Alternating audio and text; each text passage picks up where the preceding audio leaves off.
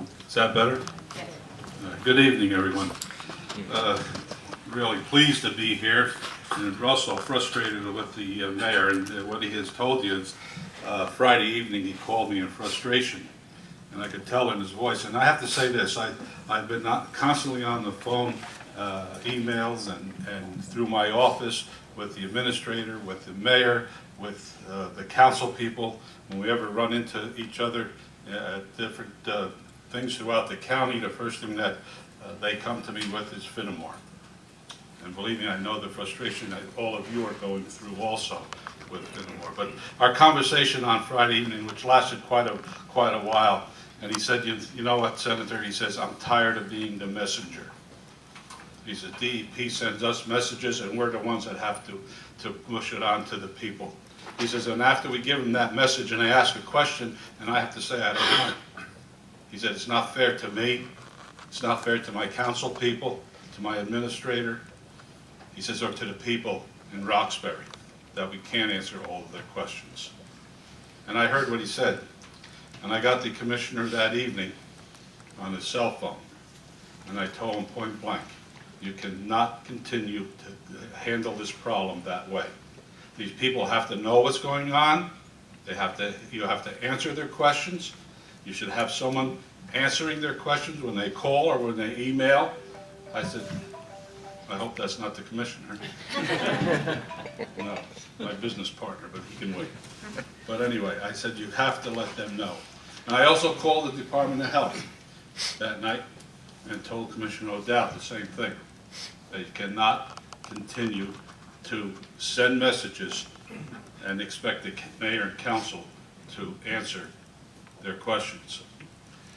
And Commissioner Martin assured me that he was going to look into changing the way the information got out. Now, that was only on Friday, and I hope that he's following through on that. But I also talked to the Chief of Staff, the Governor's Chief of Staff, Kevin O'Dowd, that night. And I told him that it's imperative that you change the way you're getting the message out to the people of Roxbury that are affected with this odor. And by the way, my Chief of Staff lives in Roxbury, and she tells me every morning when there's an odor or how it was. Because I ask her every day, how was it last night? How was it last night? So I am aware of it, and I'm doing that. And they had told me that there are other things that they're doing.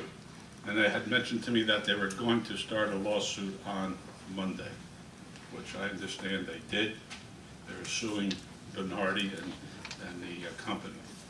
And I have to say this, the mayor and council has taken them to court, and DEP, I don't know, 5 times, 6 times. And it's a shame that Judge Deanne Wilson didn't stop this immediately in the beginning. She is a complete idiot as far as I'm concerned. Luckily, she retired, because I'll tell you the truth. If she were up for reappointment, I would not have supported her, only because of the decisions that she made with Fenimore and with Bernardi.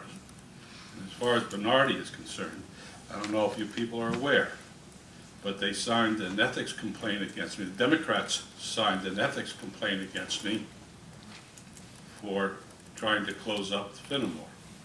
I'm happy to say that last week that was dismissed 6-0. There was no evidence of any ethics complaint against me. But now Bernardi is suing me because I took away his landfill. I stopped him from operating his landfill. So we'll be fighting that suit in court when that comes about. And I have to, my first experience, I have to tell you my first experience with Mr. Bernardi. He came into my office in Denville before he started this project to make me aware of what he was going to do. And he explained that he was going to put a solar field on here and it was going to benefit the town and they could gain some revenue possibly if there was extra energy produced. And I said, geez, that sounds wonderful to me. It sounds great. It sounds like a good plan.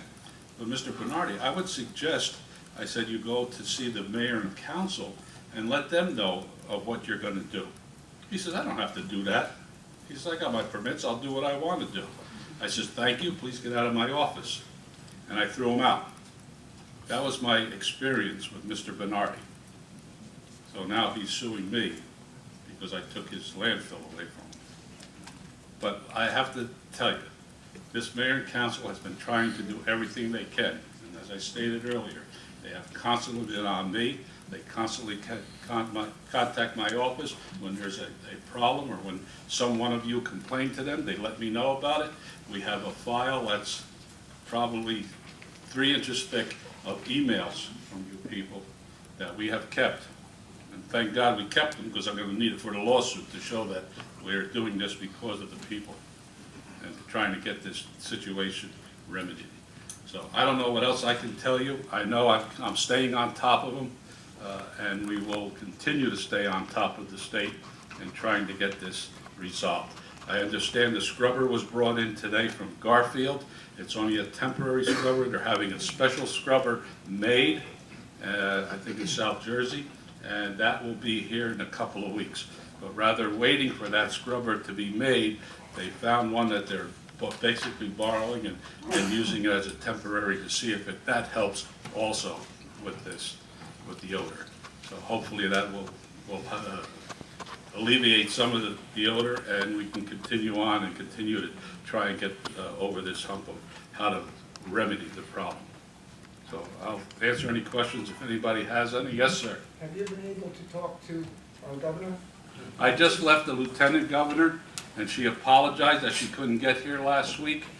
Something did come up, and I told her that I was on my way here, and she said, please tell the people that I apologize, but we will see about a future date of what we can do in the schedule. And this is a very busy time of year for all of us that are up for re-election. I like that Sandy is very important, which was a disaster, by a natural disaster. This is a man-made disaster. I'd like to see Christie, besides the lieutenant governor, be involved, because this is as bad or worse than what we're seeing with Sandy. I don't disagree with you. Yeah, what do we do about it, though? How do we get his attention? We hit him with a rock, or what do we do? I will pass on your message. Well, thank you. Tell him to come see me. Okay. 43 Main Street. Tell him I want to talk to him personally. Okay. Because I met him in Rockville, and he said, you come at me, I'm a Jersey boy, I'm coming back. Well, this Jersey boy wants to put on the gloves with him. I will tell him where I live. I will tell him the Jersey boy wants to see him. Tell him, come on up, I'll show him what a real Jersey boy's like. Okay. Have these scrubbers been used in a landfill prior to this? Yes, they have. That's my understanding. They have been used before, and they're very effective. Hopefully, it's going to be effective up here as well. Yes, ma'am. They talk about short-term solutions and long-term solutions. I gather the scrubber is part of the long-term solution. And how long is long-term? Let's get over the short term and trying to eliminate the odor, and then we'll figure out, hopefully they'll figure out a way of long-term solution for it. But I think that the short term is the answer right now of trying to eliminate these odors so that you're not affected with it any longer. What about research in what these toxins have done to people? What is the length of time that any research has been done? I've also mentioned that to the Commissioner of Health to give me a report on what long-term effects these have, and I haven't gotten that yet. I can give you exact examples, because my family's already been to the doctors several times, and the toxins that are coming out of that dump is making my wife and my youngest sick. If you want exact examples, I can give them to you. Okay, thank you. We do want those, so Carl, if you can send them to me as well too. I will give them to you. We've asked for those doctor's reports before. Gentlemen, have a seat. Is the landfill officially closed? Are they going to be anticipating any further development of it after the scrubber? I hope not, I'll tell you. That's why we put the legislation through to close it and get the state in there, because otherwise we would have been in worse shape. So this is permanently closed? I can't say it's permanently closed, but that's what I would hope would be. Yes, ma'am. I know they talk about, everybody's talking about the stink and the smell, and the scrubber's supposed to get rid of the smell, but we're not gonna smell it, and that's the thing that really concerns me. Is Right. I know it's here because I smell it. The day I don't smell it, I just feel it's still in the air, but I'm not breathing it in. And I've read stuff about where it can, affect your nervous system, it can desensitize your sense of smell, and one day we're all gonna be desensitized from the smell. Yeah. Well, Well, Chris, do you want to answer that? That's why they're putting in the additional monitors. Okay, the monitors, no matter whether you smell it or not, still detect the H2S and the SO2 gas. So that's why they're putting in the additional monitors around the lane. Where will the monitors be? It's like I can smell it sometimes and my husband cannot. So everybody has a different sense of smells. My understanding is the monitors will be in a ring approximately 1.5 miles around the landfill, which covers which covers a significant portion of the township. So you have about 1.5 mile ring around the landfill. We have a monitors map. Once the DEP certifies and indicates where those monitors are, if they are okay with it, we can publish that map. We have a map up there now. If they're okay with it, it's their product, we can publish that. You feel is it my life have random on? Well, I tell you what, once those are in and the script and the system is up, if they continue, because they're saying, this is the DEP is saying it's going to eliminate 99% of everything. So if those monitors within 1.5 miles are still detecting something, then you may look at the need for additional monitors. That's the way I would take it to start with. So, and that's what the DEP is suggesting that they start with. Yes, ma'am. What about the schools? Can anybody answer what's being done to support the schools besides the sniff tests? Like, are the monitors being placed in the school buildings? Because kids are definitely smelling it. And we know this to be a fact because they were not allowed to go outside last week. My nephew smelled it today at Eisenhower. My other nephew smelled it at Lincoln Roosevelt. There's got to be something better, something more accurate, that besides adults going around the building sniffing it and making a decision, and it's a disgrace. And sometimes they were outside today. Both my boys smelled it outside today at school.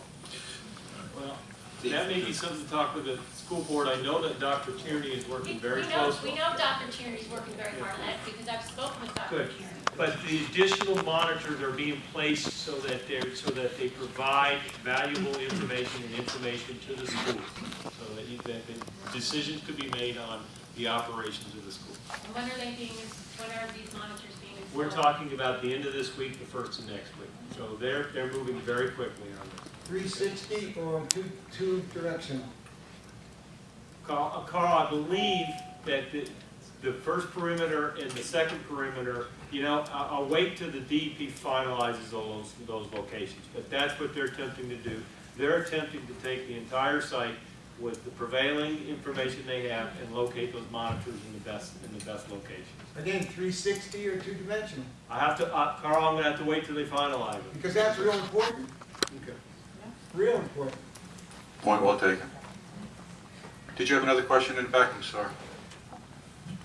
Well, even if the monitors are installed, then what does that mean? Does that mean then there's going to be plans in place as a result of the information those monitors provide? Because, you can tell me how much it smells, but that doesn't do anything for me. And, even bringing the children indoors, the air is foul indoors too, it doesn't help.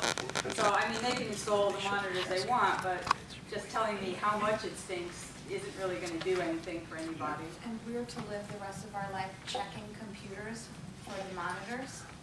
Well, again, and please, somebody jump in here. That's the whole point of the scrubber. The scrubber is supposed to address that. Do we know it's going to work 100%? We don't know, because we've never had a scrubber within the township of Roxbury. But it's supposed to take the H2S in, burn it, bring it into the scrubber, which cools it, removes the SO2, and sends it out the stack as water vapor. That's correct. That's the way it's supposed to work. Melissa, go ahead. Yeah, but what's plan B though? I get plan A. Yeah. But what is plan B? You're saying it's supposed to work. But what's plan B for Dr. Tierney What is the protocol as a superintendent of the school in charge of at least 25% of the children are being directly impacted? Right. What is the protocol? I work for a school system. Yeah. There's a protocol in place, a security plan in place, procedures in place for the what if. Right. So right now, children are being affected, and there's been no cooperation given to him for a protocol, except to bring the kids inside. And that was the purpose, well, can I answer? Sure. And that was the purpose of us having that meeting with Commissioner O'Dowd and Commissioner Martin. And since that time, and you know, I have the superintendent out there right now, and I have Chris, they've had meetings as far as, you know, the placement. I'll tell you one thing that I believe the superintendent is still looking for from the Department of Health is the actual protocol. At what levels do certain things happen? He's asked for that several times, and Dr. Tierney, you have not received that yet, correct? I did receive a correspondence this evening from Mr. Eldridge, who is a representative from the DOH. And I will read to you what his response is. As we discussed, the issues related to school bus travel, recess, and school evacuations have been raised. However, these are local decisions that must be made based on the conditions of the ground and discussed through your existing procedures and plans. Okay, that's incredibly not helpful. Thank you. I will be. We will address that, and you're absolutely right. Thank you. I will be on the phone tomorrow. That is, that's not even remotely a response that we want to hear. Thank you. Can you forward that to me? Absolutely, sir. Okay. Send it to send, S-E-N, Hold on, forward. Bucco, B-U-C-C-O. S-E-N-B-U-C-C-O. At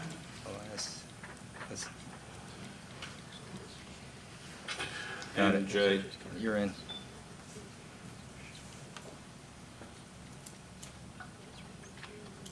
You have it, sir. Ledge.org. You're good. Did it? Okay.